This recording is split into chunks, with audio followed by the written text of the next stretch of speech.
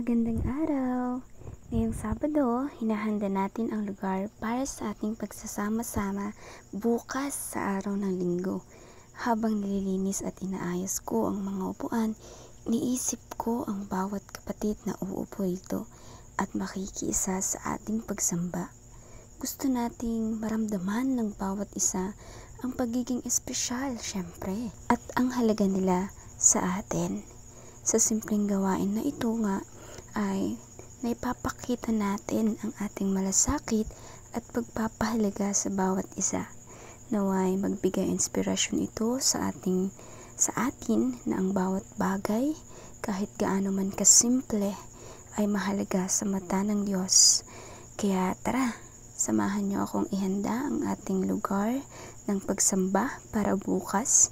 Excited na akong makita kayong lahat at magpuri ng sabay-sabay. Maraming salamat at magkita tayo bukas.